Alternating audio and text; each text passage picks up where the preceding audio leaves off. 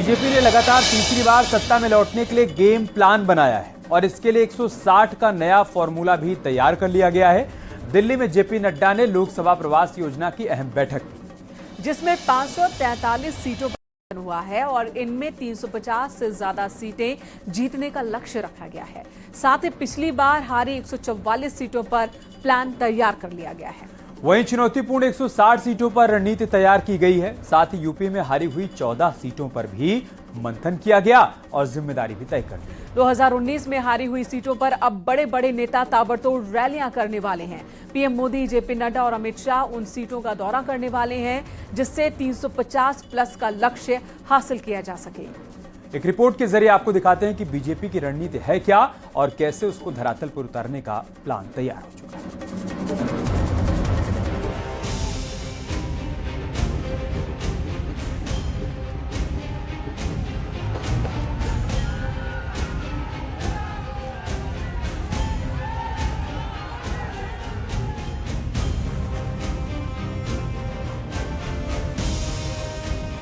BJP का 24 वाला war room तैयार हो गया।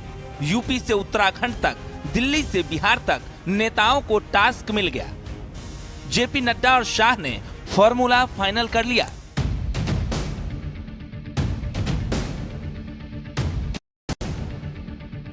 बैक टू बैक बैठक और 5 घंटे तक मैराथन मंथन, जिसमें मोदी की नई टीम से लेकर 24 में 350 सीटों पर विजय थीम का प्लान सेट हो गया। दरअसल जेपी नड्डा की अध्यक्षता में हुई बैठक में 350 से ज्यादा सीटें जीतने का लक्ष्य रखा गया है। पिछली बार हारी 160 सीटों पर रणनीति बनी है। यूपी में हारी हुई 14 सीटों को लेकर भी मंथन किया गया। हारी हुई सीटों पर पीएम मोदी, जेपी नड्डा और अमित शाह दौरा करेंगे। 14 सीटों के लिए नरेश बंसल को दिया गया जिम्मा। मीटिंग में लोकसभा की उन सीटों पर भी खास रणनीति बनाई गई है जिन सीटों पर 2019 के चुनाव में बीजेपी दूसरे या तीसरे नंबर पर थी या फिर बहुत कम अंतर से जीती थी और प्रवास योजना के तहत चुने हुए संसदीय क्षेत्रों में से हर एक क्लस्टर का हिस्सा होंगे, जिसके लिए एक मंत्री या पार्टी के वरिष्ठ नेता को प्रभारी के तौर पर नियुक्त किया जाएगा। इसका मकसद संगठन को मजबूती देते हुए पार्टी कार्यकर्ताओं को चुनावी रणनीति से जुड़ी कई स्थितियों के लिए प्रेरित करना है। हम 14 की 14 सीटें मिलाकर के पूरे 80 सीटें उत्तर प्रदेश की जीतने के लिए काम कर रहे हैं और मैंने पहले भी कहा है इस बात के लिए कि रणनीति परिणाम बताता है, रणनीति नहीं बताई जाती। जो परिणाम आएगा वो बताएगा कि रणनीति क्या थी। सर, इसको लेकर कुछ रिपोर्ट भी आपने तैयार की है? नहीं, रिपोर्ट हमारी तैयार, जब काम करते हैं तो रिपोर्ट भी तैयार करते हैं और उसकी समीक्षा उसी की करते हैं। बीजेपी इन 160 सीटों पर मतदाताओं तक पहुंच बढ़ाने और संगठनात्मक तंत्र का विस्तार करने के लिए काम कर रही है। इसके लिए पार्टी ने बड़ी संख्या में केंद्रीय मंत्रियों को इस कवायद में शामिल करने का मसौदा तैयार किया है। पार्टी के शीर्ष नेता नियमित रूप से इन सीट पर पार्टी की गतिविधियों की समीक्षा भी कर रहे हैं और बैठक में नए नए प्लान तैयार किए जा रहे हैं। दिल्ली में आज बीजेपी की लोकसभा प्रवास योजना को लेकर बड़ी बैठक हुई। बैठक की अध्यक्षता बीजेपी के राष्ट्रीय अध्यक्ष जेपी नड्डा ने की। उसमें नरेश बंसल, बीजेपी के संगठन महामंत्री सुनील बंसल, विनोद तावड़े, संबित पात्रा, हरीश द्विवेदी समेत तमाम वरिष्ठ नेता इस बैठक में मौजूद रहे। इस बैठक की अगर बात करें तो जो पिछले लोकसभा चुनाव में बीजेपी 160 सीटों पर जिन पर हार गई थी या जिन सीटों पर बीजेपी बहुत कम मार्जिन से जीती थी, उन सब को लेकर विस्तार से चर्चा हुई। प्रधानमंत्री मोदी के नेतृत्व में एक बार फिर पूर्ण बहुमत की सरकार बनाने के लिए बीजेपी की नजर उन राज्यों पर भी है जहां 2019 के लोकसभा चुनाव में खाता नहीं खुल पाया था। तो उन राज्यों पर भी फोकस है जहां बीजेपी हर सीट अपने पाले में ले आई थी। गुजरात, राजस्थान, हरियाणा, दिल्ली, उत्तराखंड और हिमाचल प्रदेश जहां बीजेपी ने क्लीन स्वीप किया था। तमिलनाडु, आंध्र प्रदेश, केरल, मेघालय, सिक्किम, मिजोरम जहां बीजेपी को चुनौती मिली थी। बीजेपी अपने डबल गेम प्लान से 24 में विपक्ष को कड़ी चुनौती देने की तैयारी में है, जिसके लिए मंथन के बाद नए नए समीकरण तैयार किए जा रहे हैं और टीम मोदी में नए चेहरे को भी मौका देने की तैयारी हो रही है। यानी इस बार बीजेपी ने जो 350 प्लस का टारगेट सेट किया, उस लक्ष्य को पाने के लिए अब बीजेपी के योद्धा सियासी रणभूमि में दम दिखाते नजर आएंगे। दिल्ली से न्यूज़ 18 के लिए पवन गौड़ की रिपोर्ट।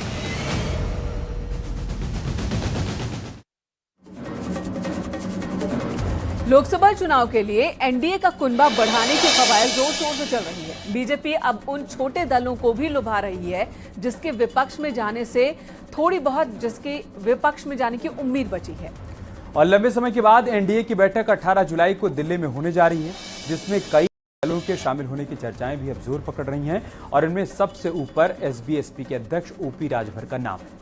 तो वहीं आरएलडी अध्यक्ष जयंत चौधरी के नाम पर भी चर्चा हो रही है। साथ ही बिहार के हम पार्टी की बात करें, अध्यक्ष जीतन राम मांझी को लेकर चर्चाएं गर्म हैं। साथ ही एलजेपी रामविलास गुट के अध्यक्ष चिराग पासवान भी एनडीए में शामिल होंगे। वहीं कभी आरजेडी के साथ गठबंधन में रहने वाली वीआईपी पार्टी भी एनडीए में शामिल हो सकती है। साथ ही आरएलएसपी के अध्यक्ष उपेंद्र कुशवाहा भी एनडीए की फ्रेंड लिस्ट में नजर आ सकते हैं। यानी विपक्ष को घेरने के लिए अब बीजेपी अपने कुनबे को और मजबूत कर रही है।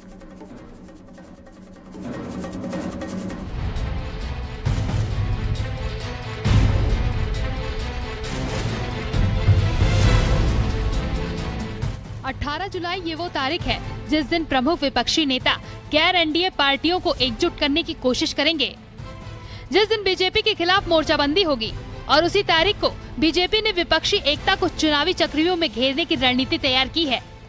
तारीख होगी 18 जुलाई, जब विपक्षी पार्टियां बेंगलुरु में बैठक कर रही होंगी, तो दिल्ली में बीजेपी का अपने सहयोगी दलों के साथ मंथन हो रहा होगा। दरअसल बीजेपी के खिलाफ विपक्षी एकता को अब 8 नई पार्टियों ने समर्थन दिया है, जो बेंगलुरु में आयोजित होने वाली बैठकों में शामिल होंगे। दावा किया जा रहा है कि इस बैठक में 24 विपक्षी दलों के शीर्ष नेता शामिल होंगे, तो दूसरी तरफ एनडीए की बैठक में रूठे हुए साथी शामिल होंगे। इसके अलावा कई नए दल भी एनडीए का हिस्सा हो सकते हैं। अभी तक ये साफ नहीं हो पाया है कि कितनी पार्टियां एनडीए में शामिल होंगी। बीजेपी अपने सहयोगी दलों के साथ होने वाली बैठक में सीटों के बंटवारों पर भी मंथन करेगी, तो दूसरी तरफ उन दलों को भी 18 जुलाई की बैठक का हिस्सा बनाया जाएगा, जिसका एनडीए में शामिल होना लगभग तय माना जा रहा है, जिसमें सबसे पहला नाम एसबीएसपी अध्यक्ष ओम प्रकाश राजभर का है। देखिए, मिलने और जुलने से कोई मतलब नहीं है। मिलने के लिए तो जो कोई समस्या है तो प्रदेश की समस्या, जनता की समस्या सरकार में जो मंत्री हैं, मुख्यमंत्री, उन्हीं से नहीं मिला जाएगा, दूसरे से तो नहीं मिल सकते। जहां तक गठबंधन का सवाल है तो वो अगस्त से शुरू करेंगे, 7 अक्टूबर को हम तय करेंगे। एसबीएसपी से बीजेपी की बात लगभग बन चुकी है और अब ओपी राजभर और उनके बेटे अरविंद राजभर बीजेपी के राष्ट्रीय अध्यक्ष जेपी नड्डा और गृह मंत्री अमित शाह के साथ मुलाकात करने वाले हैं। हालांकि राजभर ने गठबंधन से पहले अपनी शर्त भी रख दी है।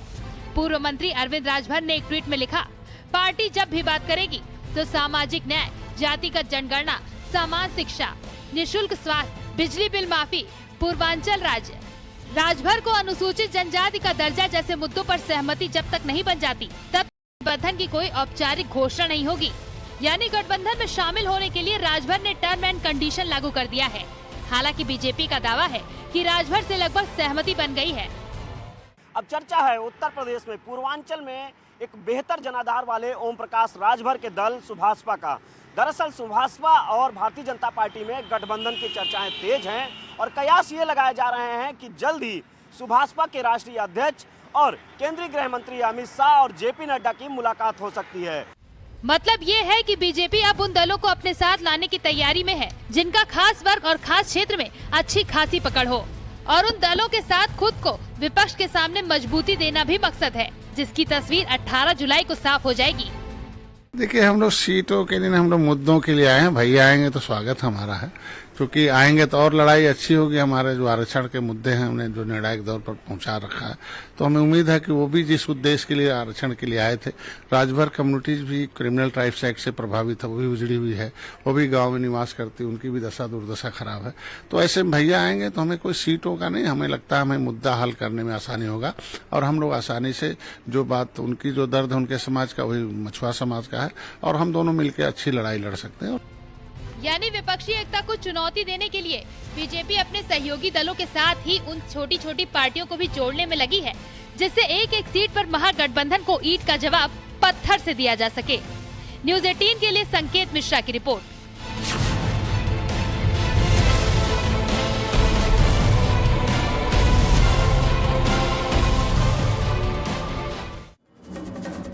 ब्रजभूषण शरण सिंह की मुश्किलें इस बार काफी बढ़ गई हैं। ब्रजभूषण के खिलाफ महिला पहलवानों के यौन शोषण मामले में केस चल सकता है। पुलिस की चार्जशीट में कई खुलासे भी हुए हैं, जिसके बाद गिरफ्तारी की अब मांग तेज हो गई है। दरअसल ब्रजभूषण सिंह पर जो धाराएं लगी हैं वो काफी गंभीर हैं। आपको एक एक कर समझाते हैं कौन कौन सी धाराएं हैं और उनमें सजा का क्या प्रावधान है। धारा 354 लगी है। महिला की गरिमा को ठेस पहुंचाने की धारा के अंतर्गत इस धारा को लगाया गया है और इसमें 1 से 5 साल की सजा हो सकती है। धारा 354A जो कि अब कहती है कि यौन उत्पीड़न और इसमें 3 साल तक की कैद की सजा का प्रावधान है। वहीं धारा 354D पीछा करना, इसमें भी 3 साल तक की सजा हो सकती है। धारा 506(1) भी लगाई गई है। आपराधिक धमकी देना इस मामले में और 2 साल की सजा तक का प्रावधान है। यानी ब्रजभूषण सिंह पर जो धाराएं लगी हैं वो काफी गंभीर हैं और इसी के बाद से गिरफ्तारी की मांग होने लगी।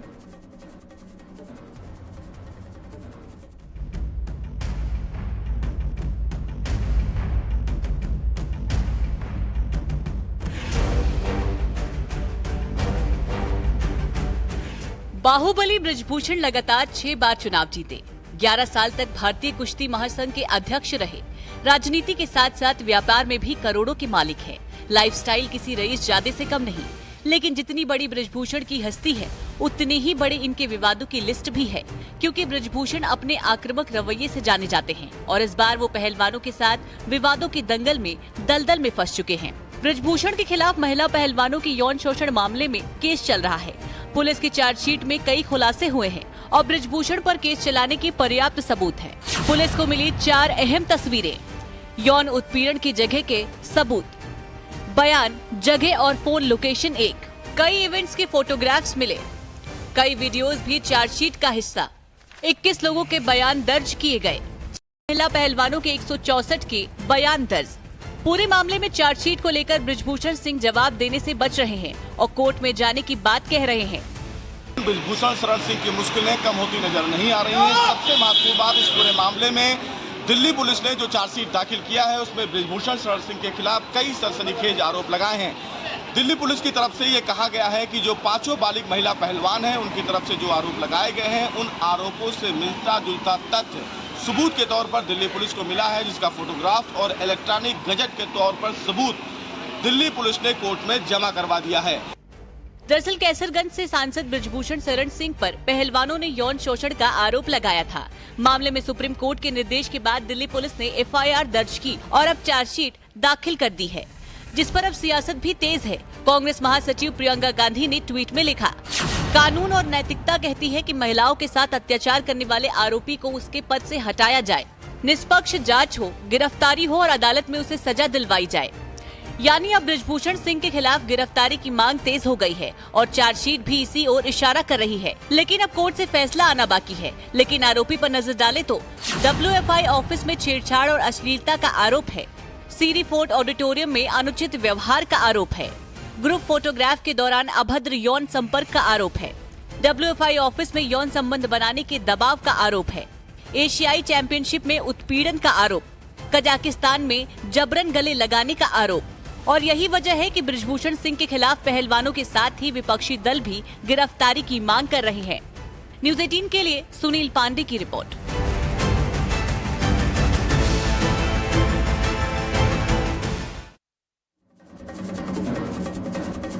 और अब बात सिनेमाघरों में मिलने वाले महंगे पॉपकॉर्न की कर लेते हैं, जिससे राहत मिलने वाली है। केंद्र सरकार ने सिनेमाघरों में परोसे जाने वाले फूड और बेवरेज पर टैक्स कम कर दिया है।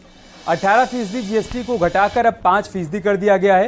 यानी आपको सिनेमाघरों के फूड आइटम्स पर पहले से अब कम टैक्स देना पड़ेगा। आपको एक रिपोर्ट दिखाते हैं जिससे आप समझ पाएंगे कि पहले और अब में कितना फर्क होगा, आपकी जेब पर इसका क्या असर होगा।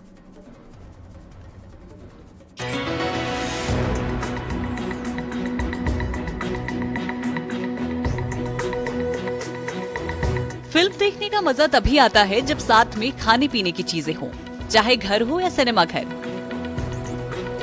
बिना खाने पीने की फिल्म का मजा अधूरा रह जाता है। लेकिन जब बात सिनेमा हॉल या मल्टीप्लेक्स की आती है तो जेब खाली होने लगती है। और हो भी क्यों ना, सिनेमा हॉल में तो मूवी टिकट से महंगा पॉपकॉर्न बिकता है। ऐसे में आपके पास सिर्फ एक ऑप्शन बचता है, चुपचाप मुंह बंद कर मूवी देखकर चले आए। लेकिन अब मल्टीप्लेक्स में ऐसी नौबत नहीं आने वाली है। सिनेमा घरों थिएटर्स में खाने पीने की चीजें होने वाली है। पीवीआर मल्टीप्लेक्स में फूड और बेवरेज आइटम पर लगने वाले जीएसटी दरों में कटौती की गई है। सिनेमाघरों में मिलने वाले खाने पीने के सामानों पर टैक्स को 18% से कम कर 5% कर दिया गया है, यानी जीएसटी में सीधे 13% की कटौती की गई है। टैक्स कम होने का फायदा आपको मिलने वाला है। सिनेमाघरों में मिलने वाले फूड आइटम्स जैसे popcorn, burger, samosa, sandwich, nachos, Pepsi, Coke सस्ते हो जाएंगे। इस फैसले से सिनेमाघरों में खाने पीने की चीजों की ऊंची कीमतों से आपको थोड़ी राहत मिलेगी। दरअसल मूवी टिकट के मुकाबले थिएटर्स में खाने पीने की चीजें ज्यादा महंगी होती हैं। मल्टीप्लेक्स में फूड आइटम्स की जरूरत से ज्यादा कीमतों के पीछे कई कारण होते हैं। मल्टीप्लेक्स अपनी कमाई का 35% रेवेन्यू यहाँ से जनरेट करते हैं, जिससे फिल्म देखने के साथ साथ खाने पीने का मजा हर कोई नहीं उठा पाता। लेकिन अब जीएसटी दरों में कमी आने से हर हाथ में पॉपकॉर्न दिखने वाला है। पहले 300 रुपए में पॉपकॉर्न पर 54 रुपए का टैक्स देते थे। इस हिसाब से आपको पॉपकॉर्न 354 रुपए में मिलता था, लेकिन जीएसटी कम होने के बाद 300 रुपए में पॉपकॉर्न पर आपको 5% जीएसटी लगेगा, यानी 15 रुपए के टैक्स के साथ ये 315 रुपए में आपको मिलेगा। इस तरह से आप पहले के मुकाबले पॉपकॉर्न पर 39 रुपए बचा लेंगे। मतलब सरकार के इस फैसले के बाद सिनेमाघर में खाते पीते मूवी देखने का मजा आपकी जेब पर कम बोझ डालेगा। हालांकि जीएसटी काउंसलिंग ने सिनेमाघरों में मिलने वाले फूड आइटम्स पर जीएसटी दरें घटा दी हैं। लेकिन एक पेच है, सिनेमाघरों में मूवी टिकट के साथ फूड और कोल्ड ड्रिंक कॉम्बो प्लान का ऑफर भी मिलता है। जीएसटी काउंसलिंग ने साफ किया है कि कॉम्बो प्लान में मिलने वाले फूड पर टैक्स वही रहेगा जो टिकटों पर लागू है। ऐसे में टिकट बुक करवाते वक्त इसका ध्यान रखना होगा। Bureau report, news 18।